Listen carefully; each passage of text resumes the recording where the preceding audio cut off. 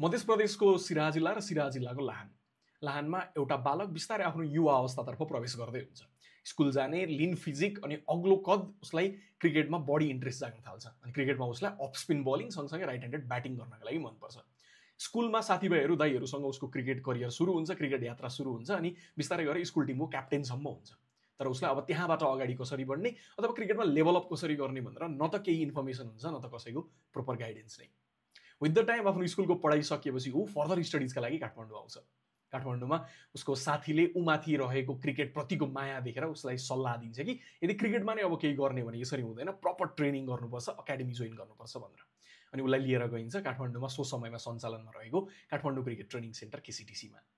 केसिटिसी त्यो समय सञ्चालन गरिरहेका थिए नेपाली राष्ट्रिय क्रिकेट टोलीका तत्कालीन उपकप्तान तथा स्टार खेलाडी ज्ञानेन्द्र मल्लले। ती युवा खेलाडीको ज्ञानेन्द्रसँग भेट हुन्छ। ज्ञानेन्द्रले उनलाई कोचिङ गर्न थाल्छन्। समय 2014 को अराउन्ड हो। 2014 पहिलोपटक नेपाली टिम T20 विश्वकपमा छनौट भएको थियो र बङ्गलादेशमा नेपालले खेल खेल्दै थियो। टेलिभिजनमा जब सोमपाल घामीले विश्वकपको मञ्चमा मिडियम पेस बलिङ गरेको देख्छ त्यो युवा खेलाडीले, त्यस पछाडि उसलाई लाग्छ कि होइन, अब अफ स्पिन होइन, अब मिडियम पेस बलिङ गर्नुपर्छ, मैले पनि सोमपाल घामीले जस्तै मिडियम पेस बलिङ गर्नुपर्छ भनेर। अनि उनको ट्रेनिङ सेन्टरमा गएर उनी मिडियम पेस बलिङमा फोकस गर्न थाल्छन्। ज्ञानेन्द्र मल्ल जो आफ्नो समयमा नेपाली राष्ट्रिय क्रिकेट टोलीका टेक्निकली सबैभन्दा साउन्ड प्लेयरको रूपमा चिनिन्थे, उनलाई विशेष सहयोग गर्छन् फास्ट बलिङ कसरी गर्ने भनेर र इनफ्याक्टमा फास्ट बलिङ गर्न नै सिकाउँछन्, यसरी फास्ट बलिङ गरिन्छ भनेर। बिस्तारै उनी अब पक्को फास्ट बलरको रूपमा डेभलप हुँदै जान्छन्। युवा अवस्था रहेको थियो, डिसिप्लिन थिएन फास्ट बलिङमा, तर केवल र पेस थियो उनीमाथि। बट स्टिल ज्ञानेन्द्र मल्लले त्यो युवा खेलाडीमा केही न केही स्पेसल देख्छन् र सायद त्यही कारणले गर्दा नै होला हरेक पटक जहाँ जहाँ मौका मिल्छ, यदि कुनै घरेलु प्रतियोगिताहरू छन् भने जहाँ ज्ञानेन्द्र मल्ल कप्तानी गरिरहेका हुन्छन्, जहाँ ज्ञानेन्द्र मल्ल खेलिरहेका हुन्छन्, त्यहाँ ती युवा खेलाडीले पनि हामी सँगै देख्न पाउँछौँ। समय सँगसँगै अलमोस्ट कोभिड पछाडि काठमाडौँ क्रिकेट ट्रेनिङ सेन्टर बन्द भइसकेको हुन्छ अनि ज्ञानेन्द्र मल्ल गएर इन्भल्भ हुन्छन् क्रिकेट एक्सिलेन्स सेन्टरमा। ती युवा खेलाडी फेरि आइपुग्छन् क्रिकेट एक्सिलेन्स सेन्टरमा नै अनि उनको ट्रेनिङ त्यहाँ सुरु गर्छन्। बट उनको क्रिकेट करियर जति सोचिएको थियो त्यो अनुसारले अगाडि बढिरहेको थिएन। उनी गाइडेन्स लिँदै थिए लगातार रूपमा ज्ञानेन्द्र मल्लबाट। ज्ञानेन्द्र मल्लले उनलाई लगातार ब्याक पनि गरिरहेका थिए। पछिल्ला केही वर्षहरूमा लगातार जति पनि घरेलु प्रतियोगिताहरू हुन्छन् त्यहाँ ज्ञानेन्द्र मल्लको टिममा ती युवा खेलाडीलाई देख्न पाइन्थ्यो, बट जुन पोटेन्सियल उनीमा थियो त्यो पर्फर्मेन्समा कन्भर्ट भइरहेको थिएन। त्यस पश्चात सोचे अनुसार ग्रो हुन नसकिरहेको आफ्नो क्रिकेट करियर र सँगसँगै एकतिर फाइनान्सियल क्वेसन्स पनि, यी सबै कारणले गर्दा उनले डिसाइड गर्छन् कि अब म अस्ट्रेलिया जान्छु भनेर। उनी अस्ट्रेलिया जान्छन् अनि अस्ट्रेलिया गएर पनि क्रिकेट खेल्न भने उनले छोड्दैनन्। उनी ठिकठाक स्तरमा राम्रो क्वालिटीको क्रिकेट खेलिरहेका हुन्छन्। त्यहाँ गएर उनलाई सबैभन्दा इम्पोर्टेन्ट कुरा डेज क्रिकेट खेल्ने मौका हुन्छ। फास्ट बलरका लागि अस्ट्रेलिया जुन हेभन नै हो, त्यहाँ गएर उनले डेज क्रिकेट रातो बलमा खेल्न पाउँछन् र जुन युवा अवस्थामा उनको र पेस रहेको थियो, बलिङमा डिसिप्लिन थिएन, अब बिस्तारै त्यो र पेस म्याच्योर्ड हुन थाल्छ र सँगसँगै कन्सिस्टेन्सी पनि डेभलप हुन थाल्छ। अनि यो सबैको बीचमा नेपाली क्रिकेटको सबैभन्दा ठुलो project Nepal premier league season 1 को अनाउन्समेन्ट हुन्छ। उनी अस्ट्रेलियामा नै थिए, ती युवा खेलाडी अस्ट्रेलियामा नै थिए। उनले त्यहीँबाट नै आफ्नो नाम दर्ता गर्छन् प्लेयर अक्सनका लागि। अक्सनका दिन जब उनको नाम आउँछ, उनीमाथि बोली लगाउनका लागि उनी ज्ञानेन्द्र मल्ल हेड कोच रहेको कर्णाली याक्सको टेबलबाट फ्ल्याग उठ्छ। 10 लाख बेस्ट प्राइस रहेको थियो। कर्णाली याक्सले 10 लाखको बोली लगाउँछ।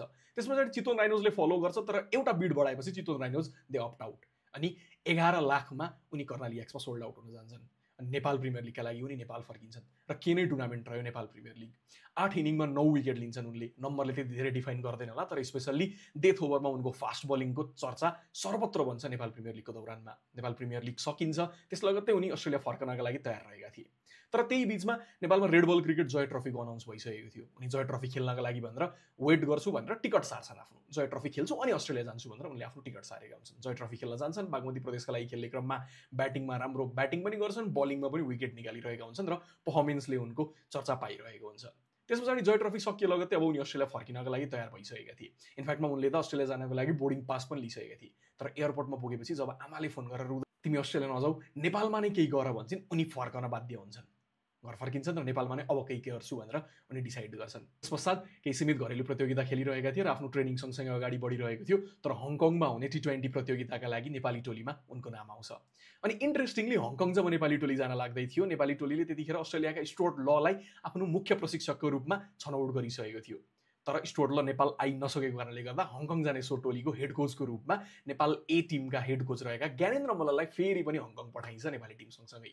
अनि ज्ञानेन्द्र मल्लकै हातबाट उनले T20I क्याप पाउँछन् र नेपालका लागि T20I इन्टरनेसनलमा डेब्यू गर्छन्। राम्रो पर्फर्मेन्स गर्छन्। फाइनलमा त ब्याटिङले पनि मन जित्छन्। नेपालले फाइनलमा खेल हार्छ, तर उनको प्रदर्शनको चर्चा धेरै बन्छ। त्यस पछाडि नेपाली टोली नेपाल फर्क्यो र लिग 2 खेल्नका लागि स्कटल्यान्ड जाने टोलीको घोषणा हुन्छ। त्यहाँ उनको नाम आउँछ। त्यहाँ पनि फेरि ज्ञानेन्द्र मल्ल एसिस्टेन्ट कोचका रूपमा टिममा सँगै रहेका थिए। उनी नेपाली टोली सँगसँगै स्कटल्यान्ड पुग्छन् र सिरिजको अन्तिम खेलमा जब सोमपाल कामी इन्जोर्ड हुन्छन् उनको स्थान पाउँछन् ती युवा खेलाडीले। ज्ञानेन्द्र मल्लकै हातबाट ओडिआई क्याप पनि उनले पाउँछन् अनि डेब्यू पर्फर्मेन्समा नै 3 विकेट नम्बर साइड गरिदिउँ तर डेथ बलिङमा फेरि एकपटक सबैलाई इम्प्रेस गर्छन्। तपाईँले थाहा पाइसक्नुभयो यो स्टोरी कसको थियो भनेर।